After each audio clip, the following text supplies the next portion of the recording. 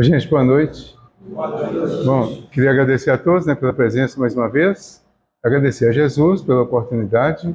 E hoje nós temos realmente um momento muito especial, quer dizer, tudo antigo, mas o momento é especial.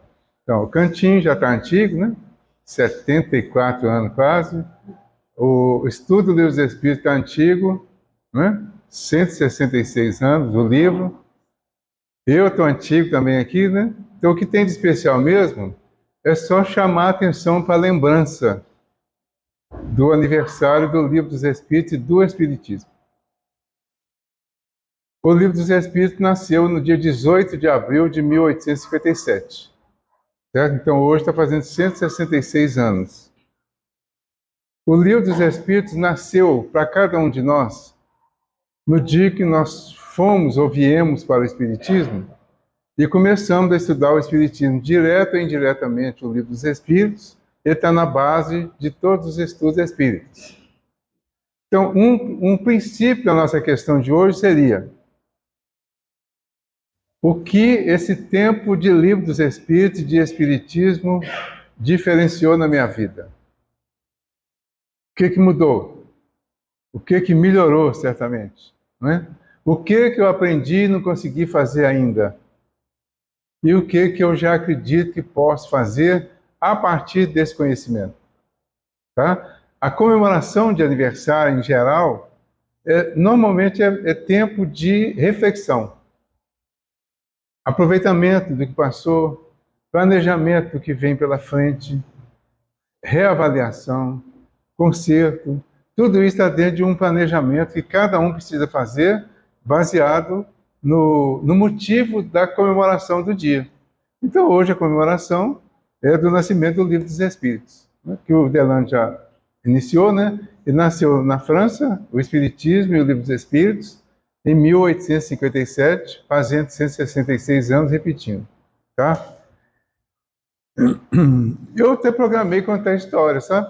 Olha aqui, esse papel aqui deve ter uma história bem interessante, Pela cor dele, ele já foi igual a esse, que aliás já foi bem mais branco do que está agora.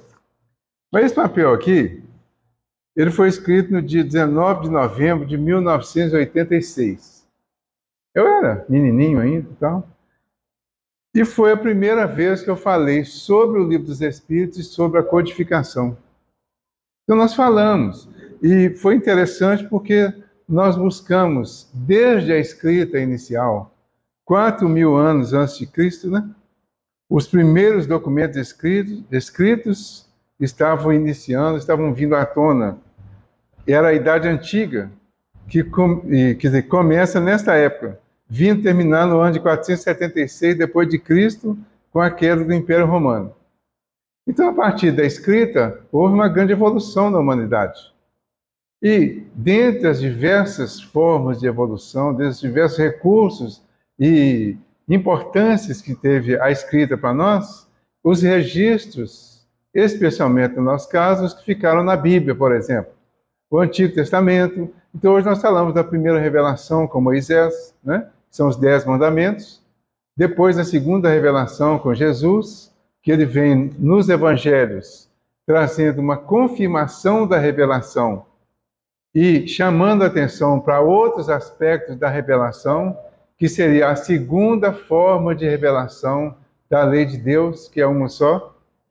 E com o Livro dos Espíritos, vem a terceira revelação. Como que ele começou? O Allan Kardec, o que nós chamamos hoje de Allan Kardec, ele nasceu junto com o Livro dos Espíritos e com o Espiritismo.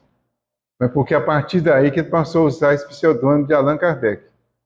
Mas o cidadão Hippolyte Léon Denis Rivail nasceu no dia 3 de outubro de 1804, na França também, Então, ele nasceu, fez todo o serviço normal que ele tinha que fazer na vida, estudou.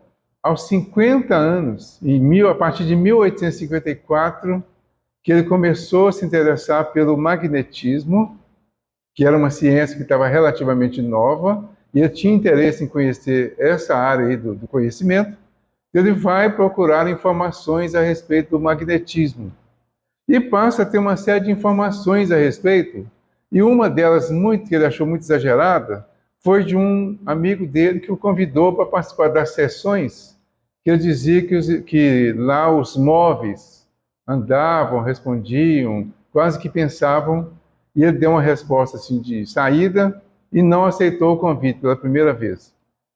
Mais tarde, ele encontrou um outro amigo que convidou de uma forma assim, mais convincente, mais séria, menos exagerada. Aí ele resolveu ir ver o que tinha naquelas sessões que eles chamavam de sessões de magnetismo.